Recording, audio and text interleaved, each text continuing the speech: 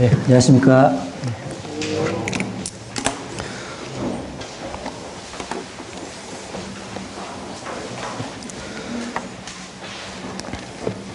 아침에 커피 한 잔씩 좀 하셨나요?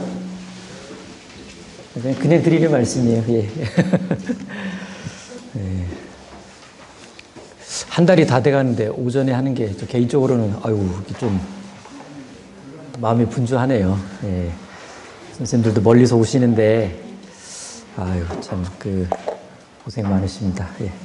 같이 기도 잠깐 먼저 드리겠습니다. 사랑하는 주님, 감사를 드립니다. 저희를 구원해 주셔서 감사드리고 또 주님의 일을 할 수 있는 귀한 직분도 주신 것을 감사드립니다. 오늘 한 주도 새롭게 시작할 수 있는 시작을 허락해 주셨는데 우리 아이들이 이제 내일부터 또 대전도 집회 기간에 같이 말씀을 배웁니다. 모처럼에 모여서 저녁 시간에 배우는 대전도 집회 기간 말씀 시간인데 우리 선생님들도 그리고 아이들도 유익한 시간 될 수 있도록 도와주시길 부탁드립니다. 또 선생님들 각자가 전도하고 계시는 소중한 사랑하는 사람들 꼭 말씀 앞에 온전히 나아올 수 있도록 도와주시기를 부탁드립니다.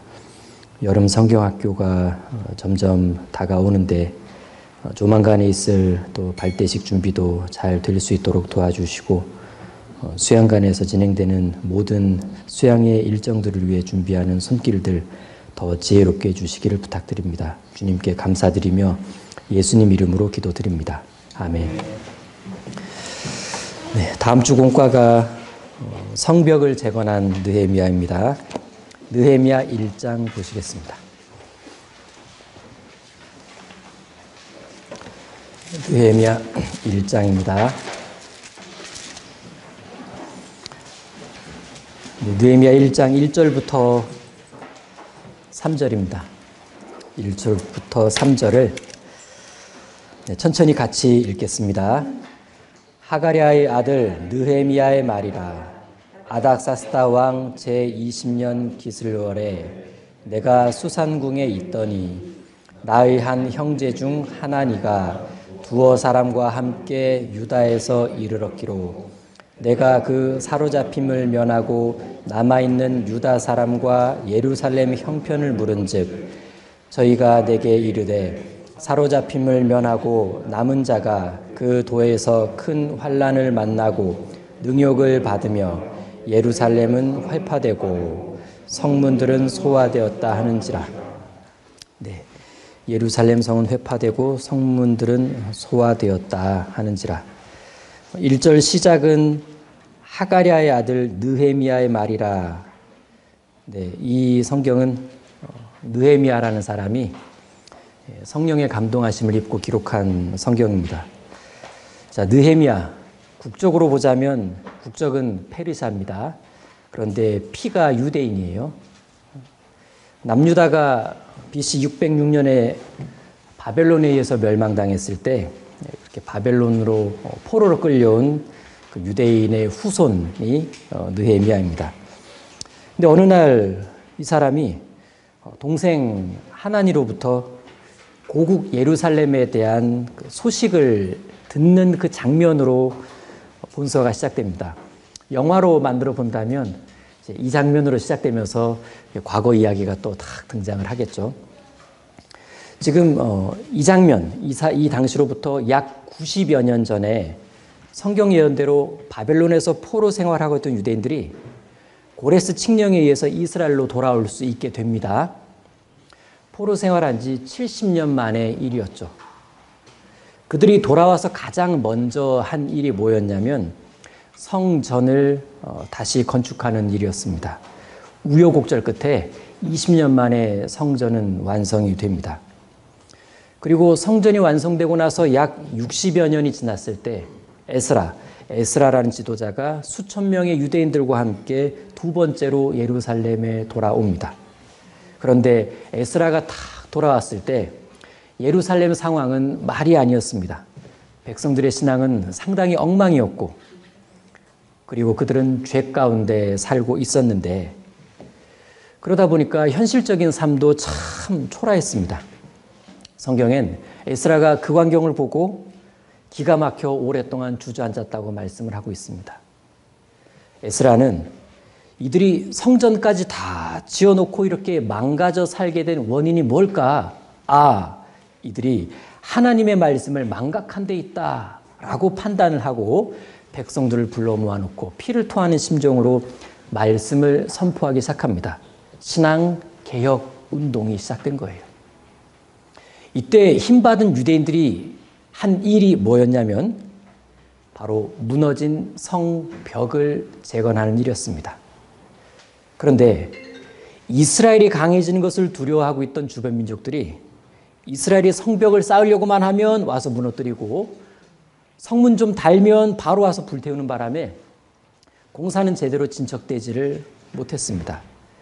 그래서 유대인들은 예전처럼 성벽 없이 덩그러니 성전 하나 바라보고 살아야만 했는데 그건 약탈을 계속 당할 수밖에 없었고 계속 수치스러운 삶을 살아가게 됐다는 걸 의미합니다. 그러면서 그들의 성벽 재건에 대한 꿈은 멈춰버립니다. 성벽 재건은 멈춰진 꿈이 되죠. 그런데 느헤미야가 어느 날 이런 예루살렘 소식을 듣게 된 거예요. 동생 하나니로부터.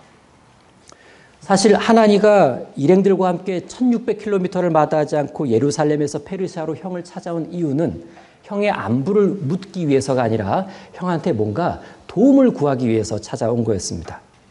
그 당시에 느헤미야는 뭐 하는 사람이었냐? 요즘으로 치자면 대통령 비서실장 정도에 해당하는 헌작관, 여기서는 술 맡은 관원장 이렇게 소개하고 있습니다. 이렇게 느헤미야는 당시 페르시아 제국의 고위직 공무원이었고 제국에서는 가장 아름다운 겨울 궁전이었던 수상궁에서 안락한 생활을 하고 있었습니다. 그런데 동생으로부터 이 소식을 듣게 되면서 느헤미야는 굉장히 슬퍼하면서 수일을 울며 기도합니다. 4절을 다시 보시면 4절을 제가 읽겠습니다. 내가 이 말을 듣고 앉아서 울고 수일 동안 슬퍼하며 하늘의 하나님 앞에 금식하며 기도하여. 자, 기도하여. 이제 느헤미야는 자신의 인생의 가장 큰 전환점이 될 기도를 하게 됩니다. 이 기도의 핵심은 자기를 예루살렘에 보내서 성벽을 재건할 수 있도록 해달라라는 기도였습니다.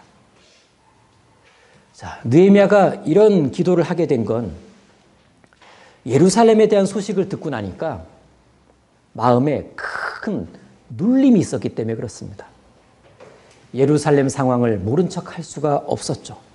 어떻게든 도와줘야 되겠다라는 동족으로서의 의무감과 그 어떤 부담감이 마음을 크게 눌렀습니다. 우리도 뭔 소식을 들으면 눌리는 마음이 있을 때가 있잖아요. 야, 내가 이러고 있으면 안 되는데. 느헤미야는 내가 왠지 이 일에 꼭 나서야만 할 것 같은. 느헤미야는 이런 마음은 하나님이 주신 거라 믿었습니다. 그래서 예루살렘 성벽 재건이라는 큰 일을 자기 자신이 감당하지 않으면 안 된다라는 확신을 하게 됩니다. 동족의 일인데 자기 일로 생각하게 된 거죠. 그래서 하나님께 기도합니다. 11절.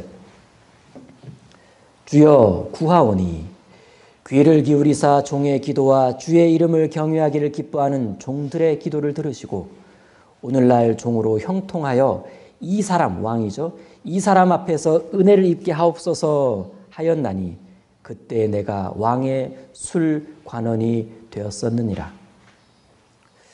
자기가 섬기는 아닥사스다 왕으로부터 예루살렘에 가서 성벽 건축하는 일을 허락받게 해주십시오라는 기도였는데, 그런데 여기서 느헤미야가요, 고국으로 돌아가서 고생하며 성벽 쌓는 그 일을 딱 두 글자로 뭐라고 표현했냐면 은혜 좀 받게 해달라고 했습니다. 은혜. 은혜를 입게 하옵소서. 근데 진짜 고생하는 게 은혜일까요? 그렇죠. 하나님의 선한 일에 고생하는 거라면 은혜 맞습니다. 큰 은혜죠. 느헤미야는 성벽 재건하는 일을 하나님의 선한 일로 확신했고, 그래서 그 일에 자신이 적극 동참할 수 있다면 이만한 은혜가 어디 있겠냐, 그렇게 생각을 했던 겁니다. 좀 오래된 이야기이긴 하지만 15년 안쪽의 일입니다. 지역의 한 작은 교회가 자립했어요.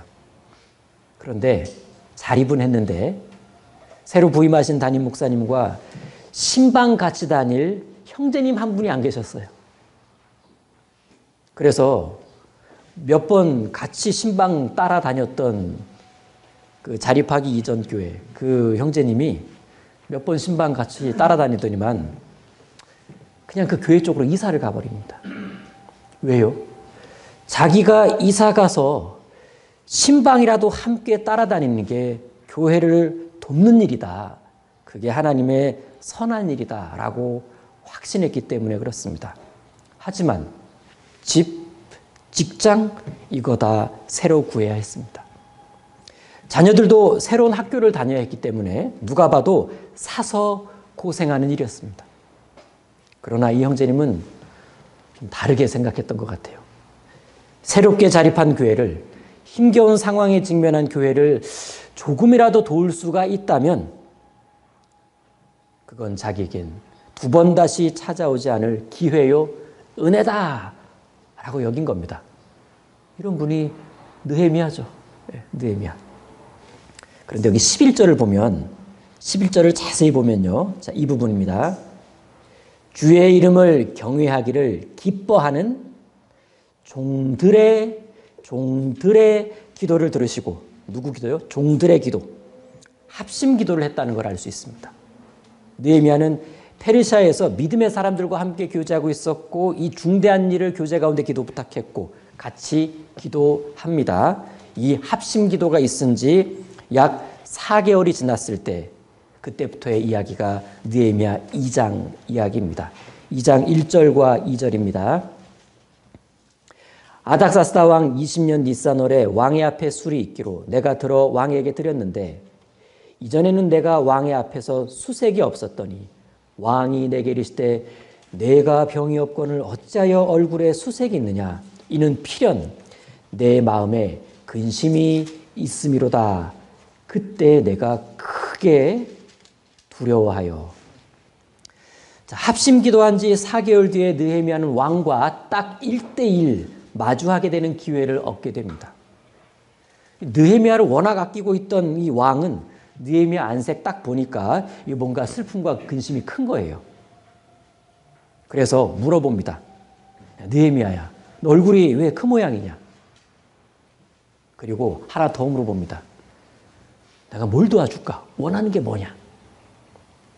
왕이 이런 식으로 물어봤다는 건 이미 그 왕의 마음엔 느헤미야가 구하는 건 뭐든지 들어줘야 되겠다라는 결심이 섰음을 말해줍니다. 그래서 느헤미야가 즉시로 예 하고 대답을 했냐? 아닙니다. 즉시로 기도를 합니다. 4절, 2장 4절 같이 읽겠습니다. 왕이 내게 이르시되 그러면 내가 무엇을 원하느냐 하시기로 내가 곧 하늘의 하나님께 묵도하고, 그렇죠? 곧 묵도하고, 묵도, 속으로 하는 기도를 말하죠. 왕이 물어봤습니다. 여러분, 왕이 물어보면 뜸들여야 돼요? 바로 대답해야 돼요? 예, 대답을 지체할 수가 없습니다.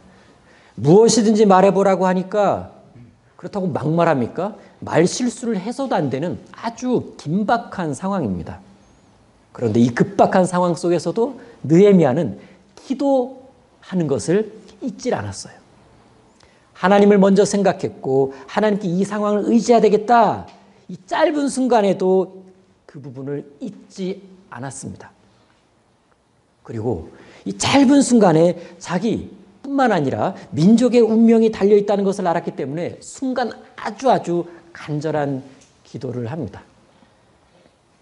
그렇게 기도하고 나서 왕에게 소원 딱 말하는데 5절 왕에게 고하되 왕이 만일 즐겨하시고 종이 왕의 목전에서 은혜를 얻어 싸우면 나를 유다 땅 나의 열주의 묘실이 있는 성읍에 보내어 그 성을 예루살렘 성을 중건하게 하옵소서 하였는데 자기를 예루살렘에 보내서 성을 중건하게 해달라는 간청이었습니다. 그런데 사실 느헤미야는 쉽게 요청할 수 없는 아주 아슬아슬한 요청을 한 겁니다. 왜 이 사안이 아슬아슬한 사안이냐? 사실 일전에요. 아닥사스다 왕이 뭘 했었냐면 한때 그 잘 진행되고 있었던 예루살렘 성벽 재건 사업을 중간에 중단시켜요. 하지 마라. 근데 지금 느헤미야가 뭘 하고 있는 거냐면 그때 그거 중단시킨 거 그거 번복해달라는 요청을 한 겁니다. 자, 과거에 왕이 철저히 조사해서 결정내린 사안을 특별히 유대인들의 반란이 염려되어서 결정한 그 공사 중지 명령을 지금 거두어 달라는 부탁을 한 겁니다. 역사 속에서 이 아닥사스다 왕은 성미가 불같은 사람이었다고 하는데 그런 왕에게 지금 느헤미야가 아주 아슬아슬한 상황을 만든 거예요. 왕의 심기를 잘못 건드리기만 해도 직결 처형인데 과거에 왕이 매듭 지은 일을 다시 거론하고 있으니까 이거 아슬아슬해도 너무 아슬아슬하지 않습니까? 아마 영화의 한 장면이라 그러면 뭔가 그 긴장 팍 올리는 음향 있죠? 팍 올라갈 거예요. 하지만 느헤미야는 정면 돌파를 선택합니다. 문제 속에 답이 있다고. 애초에 공사를 중단시킨 사람이 아닥사스다 왕이니까 이제 공사를 다시 시작하게 할 수 있는 유일한 해답도 왕, 바로 이 사람이다 라고 판단했습니다. 하지만 서두르진 않았죠. 넉 달간의 기도 시간을 보내면서 기회를 기다렸는데 바로 오늘 이 순간 1대1의 상황과 왕이 뭘 원하냐라고 물어본 거예요. 그럼 일단 느헤미야의 이런 부탁을 들은 왕은 어떤 반응을 보였을까? 왕이 상당히 난감했을 겁니다. 아니 내가 전에 그만 지으라고 했는데 근데 너무나 아끼는 충신 느헤미야가 와가지고 그거 다시 짓게 해달라 그러니까 그리고 내가 뭐든지 다 들어주겠다 소원 말해라 라고 이렇게 말했는데 이제 와가지고 야 느헤미야 그것만은 곤란하겠다 이렇게 말할 수도 없잖아요. 황제 체면에. 그래서 하나님께서는 이 난처한 상황을 부드럽게 만들어주기 위해 누구를 등장시키냐면 바로 왕비를 등장시킵니다. 6절입니다. 그때 왕후도 왕의 곁에 앉았더라. 여기까지. 하필 이때 왕후가 옆에 있었네요. 왕후는 정말 이때를 위해 예비된 사람이었습니다. 이 아주 아슬아슬한 순간에 왕후는 왕의 곁에 앉아서 이 난감한 상황을 부드럽게 만들어줍니다. 원래 남자는 사랑하는 여자와 함께 있을 때 꽤 부드러워지고 배려심도 커진다고 하는데 맞겠죠? 웬만하면 맞을 겁니다. 아닥사스 왕도 그랬을 거예요. 옆에 있으니까 난감하니까 쳐다보면서 여보, 당신은 이 느헤미야의 고민을 어떻게 해결해 줬으면 좋겠어. 왕후는 뭐라 그랬을까요? 자, 이 왕후, 그녀 앞에 나와 있는 느헤미야는 그간의 금식과 근심으로 얼굴이 헬스케져 있었습니다. 그걸 보니까 마음이 짠했을 거예요. 그리고 어떤 그 여인의 부드러운 마음과 모성애로 아마 느헤미야를 배려하는 쪽으로 몇 마디 거들지 않았을까요? 성경엔 자세히 나와 있지는 않지만 그래서 결국 왕은 이 난감한 사안에 대해 느헤미야를 흔쾌히 돕는 쪽으로 결정을 내리게 됩니다. 6절입니다. 그때 왕후도 왕의 곁에 앉았더라. 왕이 내게 이르시되 내가 몇 날에 행할 길이며 어느 때에 돌아오겠느냐 하고 왕이 나를 보내기를 어떻게? 즐겨 하시기로 내가 기한을 정하고. 이거 틀림없이 누가 봐도 즐겁게 보내기 어려운 사안이었습니다. 근데 즐겁게 보내기로 결정했다는 건 이런 결정에 왕후가 어떤 영향을 주었을 거라는 것을 짐작할 수 있고, 이에 대한 간접적 표현이 바로 그때 왕후도 왕의 곁에 앉았더라입니다. 자, 하나님께서 우리를 도우실 때에도 이와 비슷한 방식의 일들이 꽤 있습니다. 우리가 신앙과 관련된 어떤 일로 간절히 기도하고 있을 때 갑자기 누군가가 나타나서 우리를 도와주는 경우가 있습니다.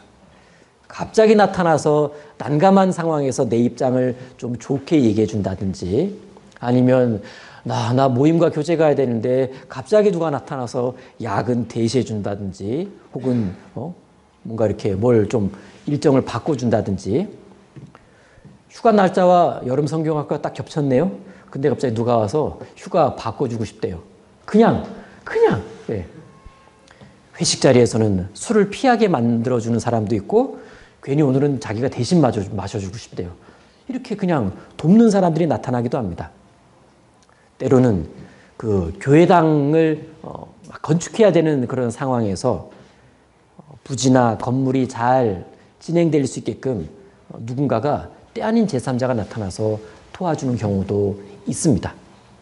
이날 왕후를 등장시켜서 느헤미야를 도우셨던 하나님은 지금도 하나님의 선한 일을 계획하는 그리스도인, 그리고 그들의 교회를 위해서 여러 가지 수단과 방법으로 언제 어디서든지 우리를 도우실 대비책을 갖고 계신다라는 것을 믿을 수가 있습니다. 이제 느헤미야는 왕에게 자기가 그동안 치밀하게 계획했던, 준비했던 예루살렘 재건 계획을 자세히 설명, 일종의 브리핑을 쫙 합니다.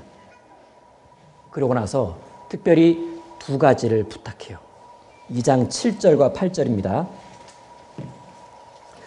내가 또 왕에게 아뢰되 왕이 만일 즐겨하시거든 1. 강 서편 총독들에게 내리시는 조서를 내게 주사 저희로 나를 용납하여 유다까지 통과하게 하시고 2. 또 왕의 살림감독 아삽에게 조서를 내리사 저로 전에 속한 영문의 문과 성곽과 나의 거할 집을 위하여 들보 제목을 주게 하옵소서 하매 내 하나님의 선한 손이 나를 도우심으로 왕이 허락하고. 자, 두 가지 요구했네요. 유프라테스강 서쪽 지역을 안전하게 통과할 수 있는 통행증 좀 주십시오. 두 번째, 예루살렘 근처에 있는 그 왕의 살림지대에서 건축목재 베어갈 수 있는 허가증 좀 끊어달라고 부탁한 겁니다. 통행증, 허가증. 그러자 왕은 이 두 가지를 허락해 줬을 뿐만 아니라 느헤미야가 부탁도 하지 않았던 군대 장관과 마병을 붙여줍니다. 느헤미야 일행을 호위하게 해준 거예요. 9절입니다. 군대 장관과 마병을 보내어 나와 함께하게 하시기로 내가 강 서편에 있는 총독들에게 이르러 왕의 조서를 전하였더니. 자, 지금 왕의 호위병을 붙여줬습니다. 다시 왕의 호위병을 붙여줬습니다. 그건 곧 페르시아 황제의 절대 권력을 입혀줬다는 뜻이에요. 친위대에 붙여준 거니까. 느헤미야로서는 100만 대군보다 더 큰 위력을 얻은 셈입니다. 이 모든 것은 그야말로 파격적인 특혜였죠. 하지만 느헤미야는 이 모든 것이 하나님의 도우심이었습니다 라고 고백했죠. 8절 끝에 내 하나님의 선한 손이 나를 도우심으로 왕이 허락했다. 저는 느헤미야, 에스라, 느헤미야 이 동시대의 두 사람을 이렇게 연이어서 생각할 땐 늘 그래 에스라가 더 대단하지 뭐 이런 기본적인 생각이 있었습니다. 왜냐하면 에스라는 신앙개혁을 주도하거든요. 그리고 느헤미야서에 와서도 저 8장 넘어가면 백성들에게 말씀을 뜨겁게 선포합니다. 대단하잖아요. 근데 느헤미야를 묵상하면 묵상할수록 야, 이 느헤미야만한 사람도 드물겠다라는 생각을 하게 됩니다. 보세요. 느헤미야. 일단 왕은 아니에요. 선지자도 아닙니다. 그냥 3대째 포로 생활하고 있는 유대인입니다. 왕의 신하로 살아가고 있는 평범한 관료였다고요. 이러한 사람이 한 번도 가본 적 없는 황폐화된 예루살렘에 가가지고 성을 건설하겠다고 나선 겁니다. 의외지 않습니까? 생각해 보니까 모세는 그래도 하나님 주신 지팡이가 있었어요. 손을 내미니까 바다가 갈라졌습니다. 반석을 치니까 물이 쏟아졌죠. 엘리야는요, 불도 내려오게 했고, 다니엘은요, 꿈을 해석할 수 있었어요. 그런데 느헤미야는요, 그런 거 하나 없었습니다. 그냥 왕이 써준 공문 한 장 들고 왔어요. 그는 백성들과 같이 흙무더기를 날랐습니다. 벽돌을 날랐습니다. 잘 때는 옷도 벗지 못했다고 합니다. 이런 일꾼이 드물지 않습니까? 그러면서도 52일 만에 성벽 완성의 기적을 만들어낸 건, 야, 평범한 사람으로서 이 사람이 얼마나 기도의 사람이었고 그가 얼마나 최선을 다해 노력하는 사람이었는가를 알게 해줍니다. 우리 같은 평범한 그리스도인에게는 참 은혜가 돼요. 우리도 뭐 특별한 재능이나 은사는 없지만 어떤 선한 목표를 두고 간절히 기도하고 최선을 다해 노력하다 보면 하나님께서 우리에게도 이런 놀라운 일들을 얼마든지 현실이 되게 해줄 수 있다라는 희망 갖게 되지 않습니까? 이제 느헤미야가 왕의 호위대를 이끌고 예루살렘에 짠 하고 나타나니까 유대인들을 반대하던 대적들이 큰 충격을 받아요. 뭐지? 어떻게 저렇게 왔지? 그 충격에 대해 성경은 이렇게 말씀합니다. 2장 10절. 호론 사람 산발락과 종되었던 암몬 사람 도비야가 이스라엘 자손을 흥왕케 하려는 사람이 왔다 함을 듣고 심히 근심하더라. 심히 근심. 하나님의 사람이 하나님의 선한 일을 하려고 하면 벌써부터 심히 근심하는 사람들이 등장합니다. 지금 느헤미야가 이스라엘의 회복이라는 것을 위해 선한 일을 하려고 나타나니까 심히 근심하는 세력들이 벌써 딱 앞에 진치고 있죠. 이들은 여기서만 등장한 게 아니라 성벽이 완성될 때까지 집요하게 회방하고 또 협박하고 음모를 꾸며댑니다. 여기 나오는 산발랏 도비야, 그리고 저 뒤에 나오는 게셈이라는 사람이 있습니다. 산발랏 도비야 게셈, 이름도 별로예요. 이 산발랏 도비야 게셈은 핵심 방해 세력이었습니다. 핵심 방해 세력 3인방입니다. 이들은 같은 목적으로 연합한 세력이었고 결코 만만한 세력이 아니었는데 절대 얕잡아 볼 수가 없었습니다. 희한한 건 하나님께서 계속 이 무서운 적들을 느헤미야 옆에 곁에 있도록 허락하셨다는 사실입니다. 하나님의 섭리였습니다.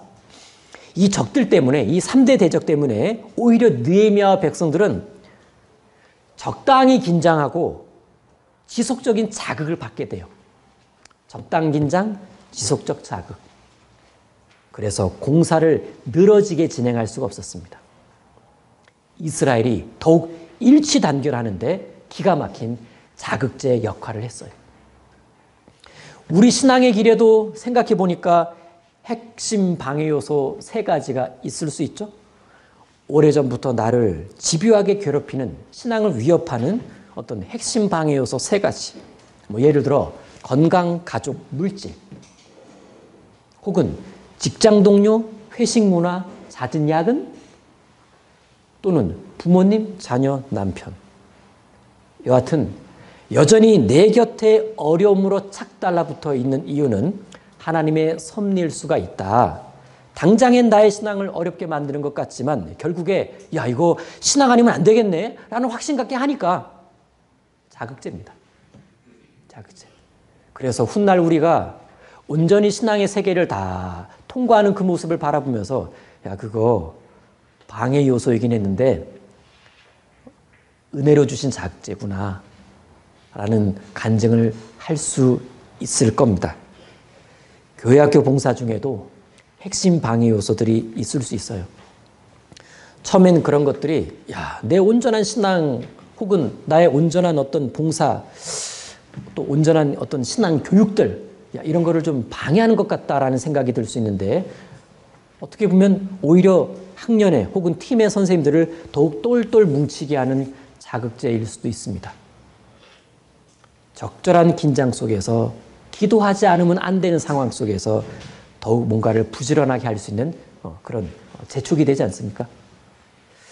자, 다시 느헤미야로 돌아가 보면 느헤미야가 예루살렘에 나타났을 때 거기 살고 있던 백성들은 느헤미야가 왜 왔는지를 몰랐어요. 왜 왔지? 궁금했을 겁니다. 소문은 무성했지만 느헤미야의 공식 발표는 없었습니다. 와서는 3일 동안 특별한 일을 안 했어요. 2장 11절입니다. 2장 11절.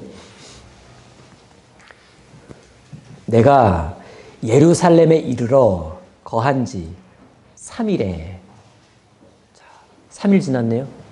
3일 동안 뭘 했을까? 1600km 넘는 곳을 3개월 긴 여행을 했으니까 기본 2, 3일 푹 쉬어야 되지 않을까? 쉰 걸까? 아니겠죠.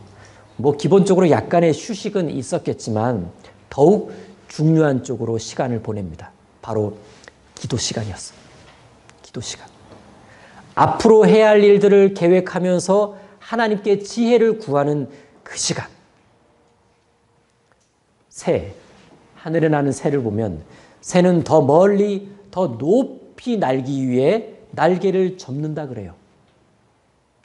하나님의 사람은 항상 부지런하지만 조급하게 움직이질 않습니다.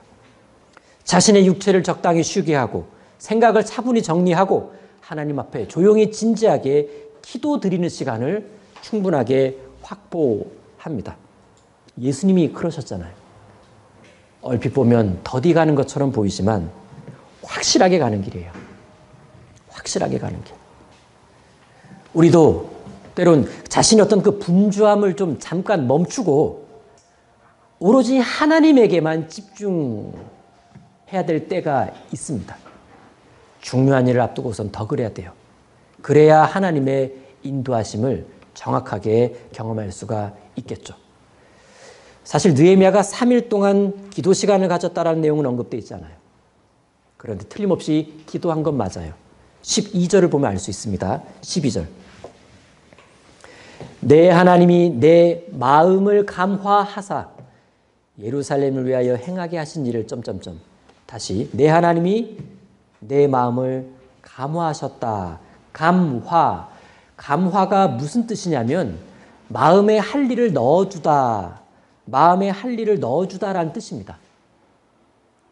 곧 성령의 역사라고 말할 수 있어요. 그렇다면 하나님이 누구 마음에 할 일을 넣어주시냐? 누구를 감화시키느냐? 간절히 기도하는 사람입니다. 중대한 일을 앞두고 지혜를 달라고 간절히 기도하는 느헤미야에게 어디서부터 어떤 식으로 예루살렘 성벽 재건 일을 시작해야 되는지를 알려주신 거예요. 감화. 그래서 우리가 어떤 그 중요한 일을 앞두고 충분한 기도의 시간이 필요한 그 이유는 기도 중에 하나님이 감화시킵니다. 감화시켜 주세요. 잘 보면 감화되어서 일하는 사람과 자기 꾀로만 일하는 사람은 좀 다릅니다. 하나님께서 할 일을 주셔서 할 일을 넣어주셔서 일하는 사람과 자기 꾀를 가지고만 일을 하는 사람은 뒤로 갈수록 큰 차이 벌어집니다. 그 일을 하다가 난관이 나타나지 않겠습니까? 난관이 탁 나타나면 자기 꾀로 일하는 사람은 야 이거 아닌가? 하면서 막 이렇게 좌절합니다. 굉장히 이렇게 막 어떡하지 막 어쩔 줄 몰라 합니다. 그러나 보세요. 감화되어서 하는 사람은 애초부터 이거 하나님이 인도하신 일이야 라는 확신 때문에 난관이 나타나도 그래 이건 뛰어넘어야 되는 일이야. 일은 반드시 해야 되는 일이야. 사명감을 가지고 그 난관 또한 훈련이라고 생각합니다. 그래서 담대하게 헤쳐나가려고 하죠. 우리가 어떤 중요한 일을 앞두고 마음에 크게 기도하잖아요. 자, 그러다 보면 그 기도의 시간을 몇 날 며칠을 하다 보면 어느 순간에 그게 출근길이 됐든 퇴근길이 됐든 화장실 안에서든 어느 순간에 탁, 이렇게 해야 되겠다. 탁 떠오를 때가 있습니다. 그게 자기 꾀가 아니고요. 일종의 감화입니다. 감화. 하나님께서 마음에 할 일을 넣어주신 겁니다. 감화받은 느헤미야는 이제 야밤에 몰래 예루살렘 성과 성문을 샅샅이 답사를 해요. 자, 느헤미야가 야밤에 몰래 답사를 했다? 생각하면 느헤미야는 그렇게 몰래 할 필요가 없어요. 왜? 신분이 총독이잖아요. 총독이니까 그냥 방백들 불러가지고 이틀 안에 보고서 내. 예루살렘 실태에 관한 보고서 말이야. 명령 딱 내리면 알아서 조사해가지고 딱 문건이 오거든요. 근데 지금 그렇게 안 하고요. 직접 현장 답사 들어갑니다. 성벽 여기저기 살펴보고 문들을 일일이 다 살펴봅니다. 이것이 일하는 자의 좋은 모습이에요. 느헤미야는 철저한 답사 후에 구체적인 성벽 재건 계획을 마련합니다. 그렇게 한 다음에 백성들을 불러 모아요. 그러고 나서 다음과 같은 중대 발표를 하는데 2장 17절입니다. 17절과 18절 후에 저희에게 이르기를 우리의 당한 곤경은 너희의 목도하는 바라 예루살렘이 황무하고 성문이 소화되었으니 자 이제 예루살렘 성을 중건하여 다시 수치를 받지 말자 하고 또 저희에게 하나님의 선한 손이 나를 도우신 일과 왕이 내게 이른 말씀을 고하였더니 저희의 말이 일어나 건축하자 하고 모두 힘을 내어 이 선한 일을 하려 하매. 이 장면은 대화 장면은 아니고요. 느헤미야의 연설과 백성들의 열렬한 반응, 연설과 반응입니다. 요지는 뭐냐? 여러분, 예루살렘 성을 건축해서 다시는 수치를 당하지 맙시다. 그랬더니 백성들의 반응이 어땠냐면 좋아요, 일어나 건축합시다 라고 된 건데 즉각적이며 적극적인 반응이 나타났습니다. 분위기는 엄청 뜨거웠겠죠? 그런데 이러한 연설과 이러한 반응이 그리 간단한 게 아니에요, 사실. 왜? 이들에게 성벽 재건 사업은 너무나 두렵고 어려운 일이었어요. 그냥 느헤미야가 와서 합시다! 좋아요, 해요! 이런 상황이 아니라는 거예요, 원래는. 자, 이런 생각 한번 해봅니다. 우리 왜 안 해본 거 있죠, 안 해본 거. 안 해본 거. 새로운 것을 딱 시작할 때 두렵죠. 예, 새로운 걸 시작한다는 건 두렵고 어려운 일입니다. 그러나 이보다 더 두렵고 어려운 일이 뭐냐? 예전에 실패했던 그걸 다시 시작하는 일이에요. 새로운 시작보다 더 어려운 건 실패했던 걸 다시 시작하는 일입니다. 그런데 지금 이들이 지금 하려고 하는 일이 뭐냐면 옛날에 여러 번 실패했던 성벽 건축이었어요. 하려고만 하면 틀어지고 무너지고 불타고 그거 지금 느헤미야가 다시 시작하자고 말을 꺼내니까 딱 트라우마예요. 트라우마가 딱. 근데 그게 극복이 됩니다. 너무나 큰 두려움과 힘든 마음이 있었을 거예요. 건축 얘기 나오니까. 그런데 희한하게 이날 모두가 하나가 되어가지고요. 좋아요. 일어나 건축합시다. 라고 외칠 수 있었던 건 뭐냐? 뭐 때문이냐? 느헤미야의 간증 때문에 그래요. 18절 보십시오. 18절. 또 저희에게 하나님의 선한 손이 나를 도우신 일과 왕이 내게 이른 말씀을 고하였더니 그러니까 느헤미야는 지금까지 있었던 일을 자세하게 간증합니다.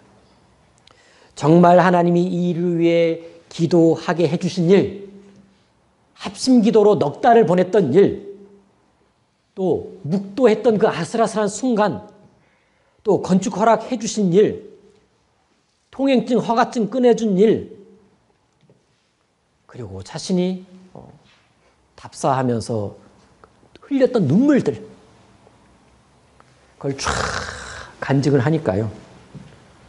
듣던 백성들이 확신을 하게 돼요.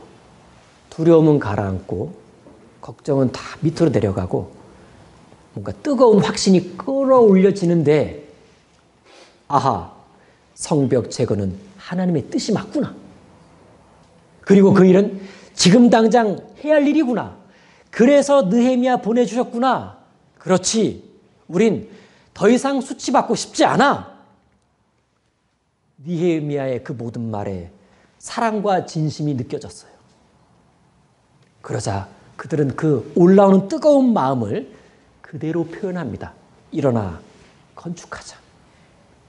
그동안의 슬픔과 아픔을 탈탈 털고 일어나서 이젠 다시 건축을 시작해야 될 때라는 것을 깨닫습니다. 더 이상 주저앉을 수가 없다. 우리를 지켜줄 성벽을 건축하자. 더 이상 예전처럼 수치받지 말자. 당당한 신앙생활을 시작해보자. 그래서 외쳤던 겁니다. 일어나 건축하자. 그렇게 건축이 시작됩니다. 곧장 들어가요. 곧장. 그 이야기가 3장 이야기입니다. 3장.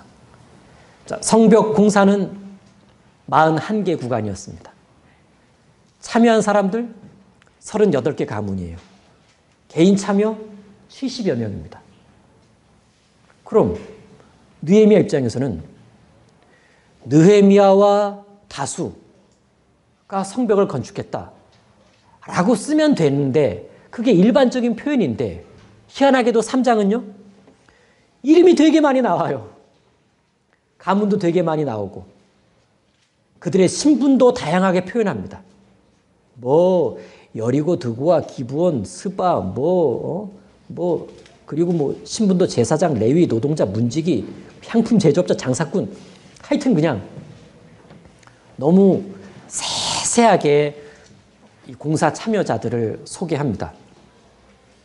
왜일까요?